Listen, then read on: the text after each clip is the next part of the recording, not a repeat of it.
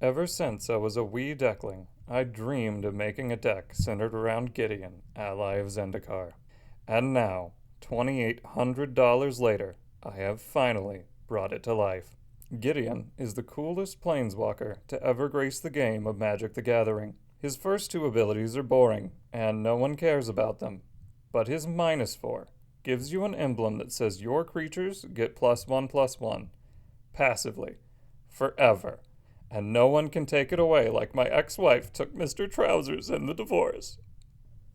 Gideon enters with 4 loyalty counters, so you can activate the ability immediately. That's right, you pay 4 mana, Gideon comes to your aid, kills himself, and your creatures get stronger.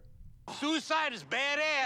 But one emblem does not a deck make. Enter Yomiji who bars the way, a 7 mana 4/4 who has whenever another legendary permanent is put into a graveyard from play, return that card to its owner's hand. And you best believe our boy Gideon is legendary.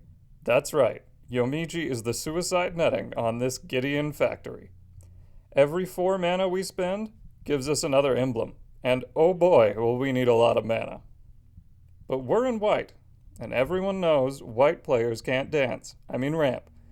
So we'll splash in some green. Well, a lot of green. The deck is mostly green. And with the green comes the backbone of our deck, Mana Dorks. Not only do they ramp us off to an explosive and impressively consistent start that will have your opponents quaking for the crater hoof that never comes, but after they've seen a few suicides, the Dork army rises up to become an unstoppable attack force. Speaking of Crater Hoof Behemoth, we're leaving him out along with Finale of Devastation and Mirror Entity. These are common win cons in Selesnya. That's green-white for all you neurotypicals. And they could bring our silly mid-power list up to competitive in a jiffy. By the same token, we're avoiding infinite mana combos, as we don't want to win too early, and it's far more fun to watch your opponents slowly lose all hope as you play 4 Gideon emblems every single turn. Dorks alone won't ramp us fast enough, so we accelerate with a niche card known as Gaia's Cradle. This little-known card gives us 1 green mana for each creature we control. But wait, all this green ramp only makes more green mana, and Gideon needs 2 white for every summon. That's where Chromatic Orrery and Oath of Nisa come in. Chromatic Orrery lets you spend mana as if it were mana of any color, and Oath of Nisa does the same thing but only for planeswalkers. To tie all this together, we're going to need a green-white commander that can search all of these combo pieces. Who's that? Commander! It's Captain Sisay! That's right, Captain Sisay can fetch all of our combo pieces. Mr. Trousers used to love playing fetch. Now that we have our combo and general strategy out of the way, let's get into the deck list. I put a link to it in the description if you miss anything, and remember to like and subscribe while you're down there. These videos take a lot of time to put together. To start, we have 6 Mana Dorks that cost 1 green and tap for 1 mana. Delighted Halfling does the same thing, but with the added bonus of annoying any blue players at the table. Wall of Roots and Bloom Tender cost 2 mana, but provide some additional value. Devoted Druid is special, because she untaps by giving herself a -1/-1 counter, and since each Gideon emblem gives all of our creatures +1/+1, she basically makes every new emblem cost 1 less. Marwyn and Heron Blade both tap for mana equal to their power. Priest of Titania taps for each elf on the battlefield. Karametra's Acolyte taps for devotion to green, and Circle of Dreams Druid is just Gaia's Cradle in a trench coat. Captain Sisay and all those dorks are going to need some extra untaps if they want to pull off this dumb of a combo. So we run 2 instants that untap creatures, 2 auras that untap creatures, 4 artifacts that untap creatures, 4 creatures that untap creatures, 3 creatures that untap land, a land that untaps land, a land that untaps elves, a land that turns Gaia's Cradle into a forest, and a creature that untaps forests. Now I know what you're thinking. That's not enough ramp. And you are 100% right.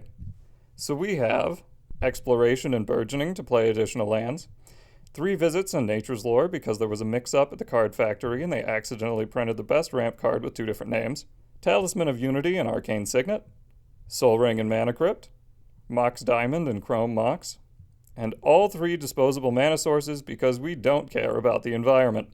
Over in Value Town, we've got Esper Sentinel and Sylvan Library for draw, and Concordant Crossroads to give haste. Concordant Crossroads is a world enchantment, meaning it affects all creatures, even your opponents. Wizards of the Coast was originally going to call these global enchantments until a savvy executive correctly pointed out that the Earth is indeed a flat disk. For 6 mana, we have Elspeth Sun's Champion. Her +1 makes Gaia's Cradle tap for 3 more, her -3 destroys all creatures with power 4 or greater, and her -7 gives you an emblem that's just Gideon's but better. Captain Sisay is great, but we're going to need some extra search to satisfy my inner Yu-Gi-Oh player. So we run Crop Rotation and Sylvan Scrying to search for land, Eldmari's Call and Fierce Empath to search for creatures, and Green Sun Zenith and Natural Order to search green creatures directly to the battlefield. What deck would be complete without a few Win More cards? We run Nyx Bloom and Mana Reflection to multiply our mana, and Rings of Brighthearth to give us a buy one, get one 50% off deal on all of our Gideon emblems. There's only one flaw in this deck. You only get one Gideon, and if he dies for real or gets banished to the Shadow Realm, then you're going to need a backup plan there, Jimbo. That's where Saheeli Voice of Plenty comes in. Not only does she give your other creatures and planeswalkers hexproof, but she also has an ability that lets you put a 1/1 counter on each creature you control for 4 colorless and 2 green. Pair her with some other protection like Avacyn to make your permanents indestructible, and now you have some serious staying power. We also run the Rune Girls, who can tap to give protection from a color, 2 pairs of Light Up Sketchers, 2 creatures that give creatures Shroud, Ranger Captain of Eos, who searches for a 1-drop when he enters and sacrifices himself to protect you from blue players for a turn, and lastly, Flawless Maneuver to give our creatures indestructible for free. Side note that I don't run Teferi's Protection, not because it isn't good in the deck, but because even though I make a ton of mana, I spend it all faster than my least favorite child spent my retirement money on his failed hip-hop career. A deck this mana-hungry surely runs a lot of land. I have 27 land, 0 basics, and a dream. Since our deck benefits so much from Gaia's Cradle, what could be better than a second Gaia's Cradle? Well, it starts as an enchantment, but at the end of the turn, it's a Gaia's Cradle. We also run store brand Gaia's Cradle. It doesn't taste quite as good as the original, but at 79% off the name brand price, it's close enough. Hull of the Bandit Lord gives Captain Sisay haste. Yes, this is the fast mana you've been hearing so much about. Petrified Field gets Gaia's Cradle back after your opponents destroy it for no good reason. Gemstone Caverns for those sick turn 0 Vitalize plays. Plaza of Heroes and Ninjago Castle so we can gaslight ourselves into thinking we'll ever save mana for protection. Yamivia Hollow for the same reason. We run both channel lands as it's time Mother Earth fights back. Urza's Saga and Ancient Tomb because we don't see color anyway, and 12 lands that can tap for either color to round out the list. Until next time, I'm Madcap Mortimer, and this has been your ultimate guide on using your friend's suicide for personal gain. Thank you so much for making it to the end of the video. I put a link to the deck list in the description. Like and subscribe to Uncensored Gaia's Cradle, and tell me your thoughts on the deck down in the comments.